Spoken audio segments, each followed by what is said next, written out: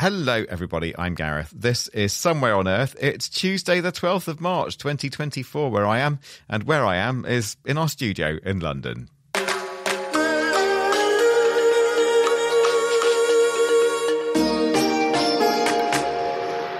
And with us today, giving expertise, is none other than producer Anya Litorovic. Hello, Anya. Hello, I'm quite surprised to be here.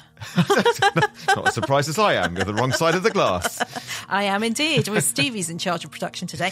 No, we were going to have the lovely Wairimi, but unfortunately there have been some severe floods and storms in Kenya, and she has no access to the internet, and even the electricity is down, so in part. So she's not been able to join us. Do not worry, dear listener.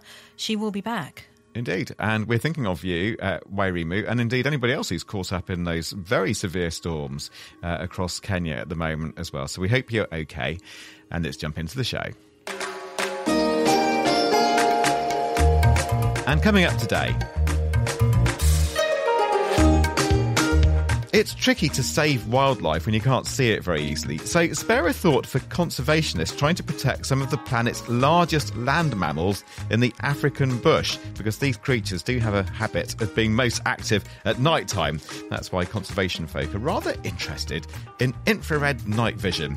And there's conservation elsewhere too, far from the savannah, all the way over in the English countryside, where LiDAR is in the tech toolkit for those protecting some of Europe's oldest oaks. That's all right here on the Somewhere on Earth podcast.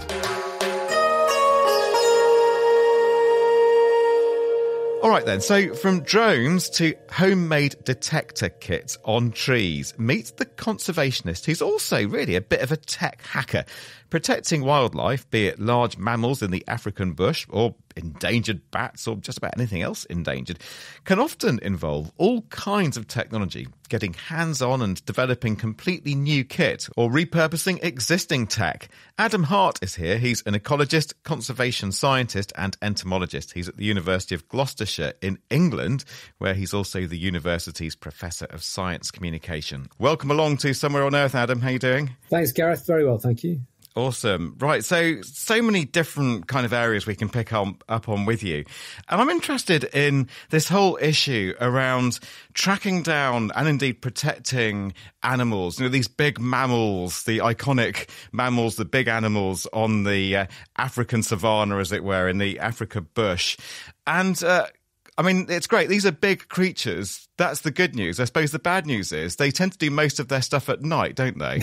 Yeah, and all of these animals are actually much harder to see than you might expect. I've been in safari vehicles before and cars when you're passing sort of bits of bush, and then you'll look behind you and realise you've passed 20 elephants and not spotted them.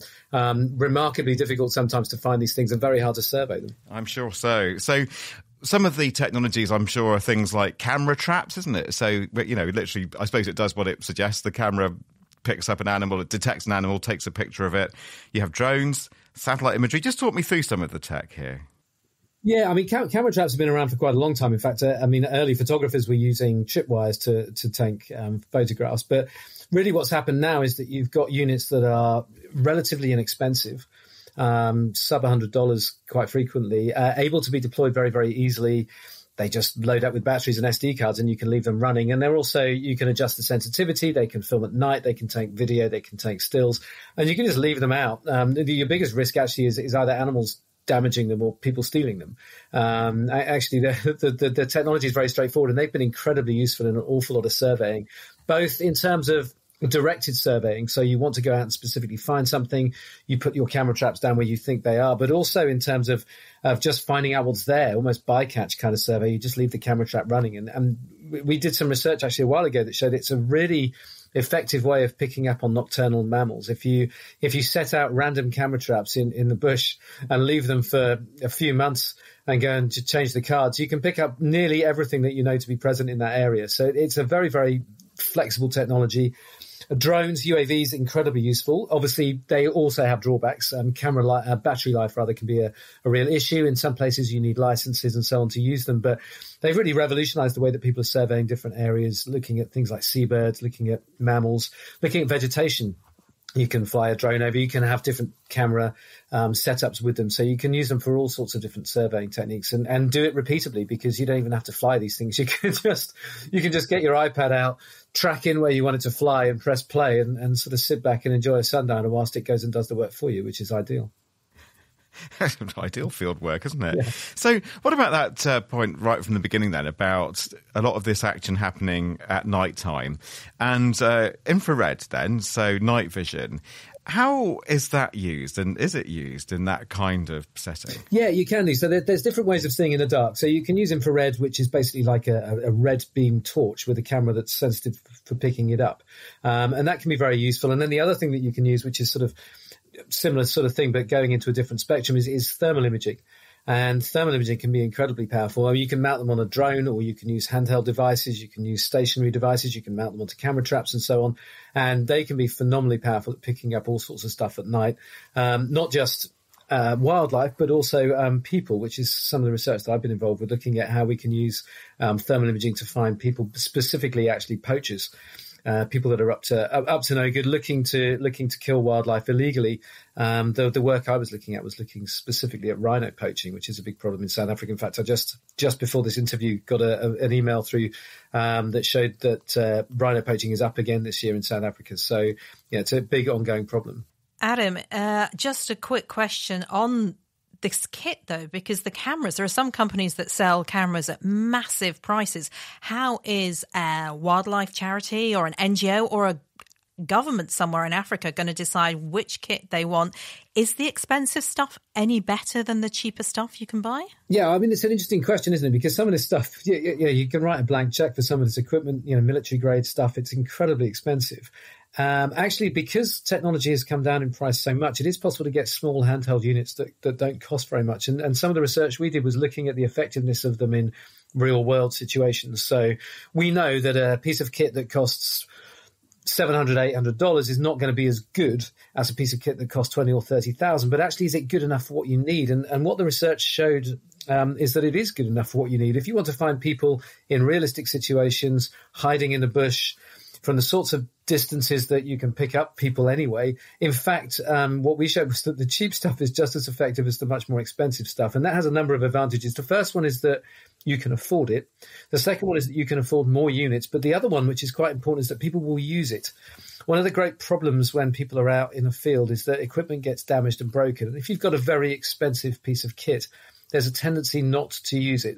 To keep it in the box, to take it out in the vehicle but not use it as much. Whereas when it's a bit cheaper and you can, it's not exactly disposable, right? But it's more like the sort of cost of a mobile phone or a half decent camera. And what that means is that people will take it out and use it. And some of the advantages that we found after we sort of followed up with people and got some feedback when they were using the cheaper equipment was that they used it all the time. They had it in their pocket. They would use it before they got out of a vehicle.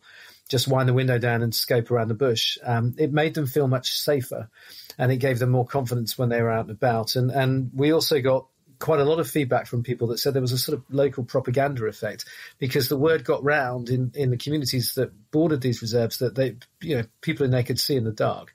And what they found was that not just rhino poaching went down because they were using this stuff, but also just what is known as bushmeat poaching, but kind of everyday poachers coming, people, I mean, we call them poachers. It's quite a pejorative term, really. These are local community members hopping over the fence and setting out snares to catch animals for the pot. The problem with that is it's very unselective. It can be very cruel as well, but it can be very, very effective at reducing all kinds of things like gannets and civets and things that need protecting. That dropped off as well, simply because people had kit that they were willing to and able to use. And not only that, though, we have to remember that a lot of this bushmeat is the source of emerging infectious diseases. Yeah, and it's very interesting connection between that. That's a whole other topic. But yeah, it's a big problem, but mainly it's a conservation problem, largely because it's very, very unselective. If you've got someone out snaring and they put down a snare line of 100, 200 snares, it could be catching anything, and they're incredibly effective. Snaring is very cruel, but it's very, very effective, particularly if you've got people that know what they're doing. What's interesting as well, I mean, we're talking about technology, but people are increasingly using things like AI and sort of advanced statistical analysis to work out where snares might be. So if you gather in information and you record whenever you come across a snare. People will knot snares in specific ways, so you can start to identify individual snarers from the position and location of snares, and you can start gathering all this information and sort of throw it into a map, and you can use GIS and all sorts of other things, and then you can have analytical sort of software on the background that can predict where you might find snare lines. It can start looking at the geography and where they are. So one of the reserves that I do work with had a whole series of poaching incidents that was related to, well, two things actually. The first one was the phase of the moon. People will take advantage of a full moon because it's much easier to see. It's as basic as that. But also there was a pattern of local kind of festivals and parties that was going on that meant that certain days during the month were much more likely to have poaching activity because people were coming in looking for meat to sell on to people that were having parties and so on. So it didn't take a lot of analytical sophistication to start working out that specific parts of that reserve, and particularly specific fence lines, were more at risk at certain times. And you can start overlaying this information where you can imagine if you can do that on a grand scale and you can really throw some analytical power at it, you can start making all kinds of predictions. I mean, much like people are doing with criminology and so on when they're trying to look for particular burglary epidemics, or they're trying to work out where murderers and other crimes may strike again. You can use that type of approach to try and combat wildlife crime as well. Let's talk about the so-called audio moth. Intrigued by this. Tell me more. What is an audio moth? So Audio Moth is this really neat little system that's it's a sort of crowd-funded thing that was developed by a group of people, and it allows you to record remotely across a whole spectrum of sound in a way that you can sort of pre-program and you can work out yourself. So it sort of arrives a little bit like the Raspberry Pi kind of idea. So it's this sort of technology that just arrives naked circuit board, and you can program it and sort it out. And it's a really, really powerful bit of kit, and it's being used increasingly now for remote audio sensing. So people are leaving it out to record birds. You can record bats with it. You can record, I think people are starting to look at recording crop pests with it and things, and all sorts of environmental stuff. I actually tried to use it. We tried to set up a system where we could record gunfire and see if people were shooting in an area. We had this idea of setting up audio moths in different locations and then using the different time that they were recording the rifle shot in to try and triangulate where that shot came from. It was something that turned out would have worked very well with the audio moths, but it was thwarted somewhat by two things. First of all, it didn't work very well in wind, which is not really very useful. And secondly, unfortunately, it needed a whole infrastructure of sort of connectivity, which would have made it far more expensive than setting up alternative systems. But what's really interesting with it is that people are now using it for all kinds of things because it's so adaptable. So we've got students at the moment that are looking at using it for recording birds in rainforests. We're using it, just setting it up to try and record bats all the time. And it's cheap. It's one of those things where you can get really advanced, complex technology that allows you to do these things without that much money being spent. And that's very, very useful when you're doing stuff in a university environment, but also when you're looking at things that can be rolled out, particularly across the world for conservation, because anything that's very expensive, you're automatically putting up barriers. And obviously creating this like 3D soundscape is really important as well for knowing about, the health of the ecosystem. Are people using that more and more now? Yeah, absolutely. And what's really, really important about it is not just what you're recording on, but also your ability to analyze it. So you can gather all this data and you can get all this recording. But if you have to go through it by hand and try and work out what birds and things are there, it's just almost impossible. But with things like Merlin, for example, the bird identification app and the software behind it, you can start linking this stuff up with a whole load of analytical technology. And that's when it becomes super powerful, because then you can start extracting the information from it. And yeah, I mean, I think we're going to see that being used more and more in just mainstream stuff over the coming years. All right, Adam, well, let's wrap it up, or at least pause it right there, because Adam's very kindly agreed to stay back and talk to us in the podcast extra, the subscription version of this program. And we're going to talk about tree ID and plant ID. So if you're anything like me, then you might not necessarily know your reeds from your ivy or whatever. So if that's you, it's definitely me, then Adam has some technology that can help, and he's going to talk about it in the podcast extra subscription. So basically your podcatcher should sort it out for you. It's the bit you have to pay for. It's $10 a month to subscribe, and you get all this lovely extra content. So you do consider doing that.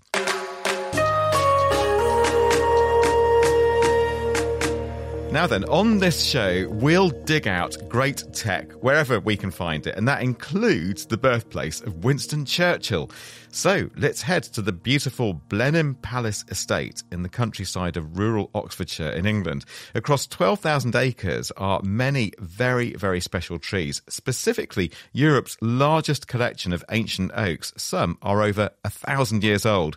It's been designated a UNESCO World Heritage Site, with public access now restricted, though, across much of the estate.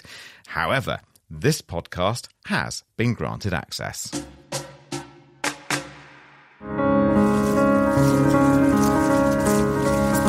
You are going to feel something from being in here today that you'll never, ever forget. My name is Philippe Salbany, and I'm conservation lead here at Blenheim Estate. And I work in these ancient woodlands, looking at the biodiversity, looking at honeybees, and just looking at the life that exists in this place. I love trees. I love nature. These are really rare. I mean, only 7% of the UK's 13% of woodland is in a good state, and we have the largest aggregate of ancient oaks in the whole of Europe. So the fact that we've actually got 1 or 2 or even 3, these are diamonds. They're so precious. The tree survey app we developed from walking around with pieces of paper, and the weather changes and the paper gets wet. So we really needed to come up with something that we could log tree incidences when things break off, the state of the trees, measuring the girths, measuring the biodiversity that comes along with it. I can come over here and I take a picture. Philippe and his team have overhauled the traditional method of surveying with paper and pencil and dragged it into the 21st century. They've created a smartphone app that allows them to precisely catalogue on the go, feeding their findings into a digital database. Press ID, and it's Xyleria hypoxylon. Okay, so I've got 98%. Probability, candle snuff fungus, which is actually antifungal, antibacterial properties. This goes into the database, and this is one of the things that we've really worked on, is the quality of the phones. We're taking the best quality picture, the maximum amount of pixels. It'll have the exact location of where we found it, and then I can also add further pictures into the database. It becomes a legacy. Somebody can actually search for it. We developed with the head of innovation, David Green, a way of quantifying all this data and really recording everything. We have a living laboratory, basically. We've got over 3,200 different species here just in this woodland alone, which is incredible. So being able to use our app to record that and then be able to timeline that just builds a greater picture for us. So we can ultimately spot trends. We can see if that species is in that same location as it was in previous years. And that really adds up to sort of more information for us to understand the changes in this incredible landscape. Well, if it's done on Excel or pieces of paper, you could easily miss something. You could easily miss that epiphyte there that wouldn't traditionally be recorded. So actually, by taking a photograph of this and logging that within our biodiversity app means actually we've got a record for the future as well, one that we can exploit in greater detail. As well as using artificial intelligence to identify species, tagging trees virtually can be better for them than physical labels. We'll be back after a quick break. AI is changing the game of business. Will you be on the winning team? I'm Jordan Wilson, the host of the Everyday AI podcast, and your coach to help you learn the X's and O's of AI. Artificial intelligence isn't just a new player in the game, it's a new sport altogether. So if you don't quickly put AI into play, your competitors will run up the score. I've spent my whole life building winning teams, from coaching basketball to working with big players like Nike and Jordan Brand. My next move? Helping you win with Everyday AI. Listen wherever you get your podcasts or on everydayaipodcast.com. Let's tap into AI together and put points on the board. Typically, sort of hammering a nail in a tree is not a really good way of doing things. It can lead to diseases in the tree. So by doing it digitally, it ultimately means we can reduce any problems associated with the damage of the trees, but also provide a full history of the tree, all in your pocket. So we'll be able to hold up a device and we'll hopefully be able to see the full history of that tree. I'm going to survey a new tree. We've got an oak, no signs of fistula on there. The tree is very much alive and standing with no limbs having fallen off, so it'll automatically populate the site, it'll save it. And we've got now a tree survey already done in just under a minute, and we can take it further, come back at any point in time and add further information if we need it. What's really important about measuring the flora, the biodiversity, is that there are specific insects associated with specific plants. By ensuring that you've got those plants available as a resource, it adds to the potential for the insects, invertebrates, to feed and sustain those populations. It wouldn't be unusual for visitors to see a robot wandering through the palace or even wandering through the woodland. So it might be using hyperspectral cameras, where you and I see red, green and blue. Using hyperspectral cameras, we can capture more frequencies, more information through those robotics and through those camera lenses. And it means we can get more information back to the researchers faster and ultimately build a better picture of what's going on in relation to the biodiversity and the biodiversity change. Maybe here's a good spot. Yes. Let's see. The estate serves as the experimental grounds for various academic research projects conducted by the Oxford Robotics Institute. So now we first need to set up is getting our stick, which is the platform that will hold the device while we walk around in the forest. There you go. Ethan Tao and Linton Zhang are putting together their equipment they'll carry manually on their backs. And this is the device here, which has a LiDAR scanner on the top. It comes with 3 different cameras around it, and inside it I also have a computing unit. So we'll walk around for miles and capturing different forests and the trees inside them. So we'll put this into a backpack, and then we can take off hiking for, I don't know, many kilometers. Okay, very strong. With this backpack, we can walk around. Usually we have to hold with our hands, kind of tiring if you hold it for 1 hour. But with this, we can just walk around and all the data will be streaming in real time. This will help the surveyor or decision makers to say, oh, are the trees growing at the speed they want to?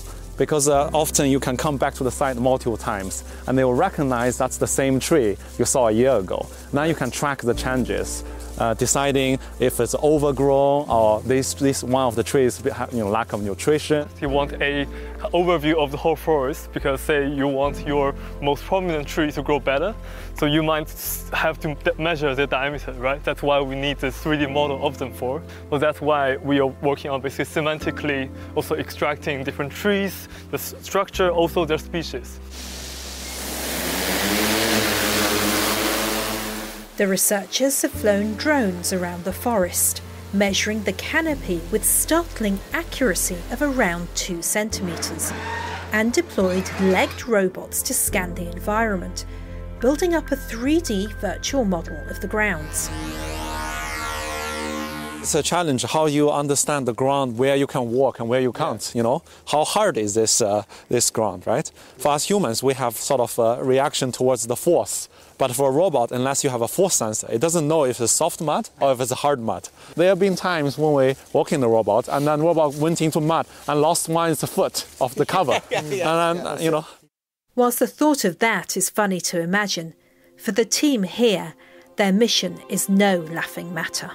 We have to be protecting ecosystems. Every single little insect, flower, tree that we can preserve and save and show a system of saving and recording it is invaluable. I find it is something that really defines life. Well, look, we are facing a climate disaster. We all need to do something. There's some big things that can happen around energy, absolutely, but we all have a responsibility to do more.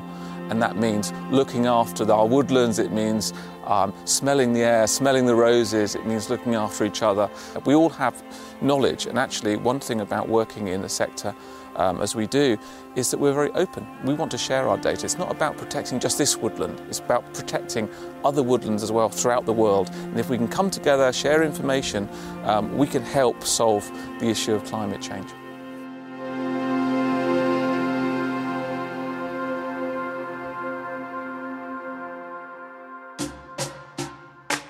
That's David Green there, Head of Innovation at Blenheim Palace. So, Anya, you've obviously been looking very closely into what's been happening there at Blenheim Palace. And what else did you take away from this story? I mean, the fact that everything is open source, that it is the sharing of knowledge, so any scientist around the world can come in and say, hey, let's see what they're doing. Let's see how they're doing it and learn. And I think for me, one thing is that it's happening in real time. You know, before I actually did study biology and plant conservation many years ago, and it was literally with a clipboard. It was before we had electronic equipment to go out, and it sounds silly, but even getting things wet, you come back to the lab and you just, what does that say? Here, you can go out with a smartphone. You can just go and click something. It real time, everything's happening.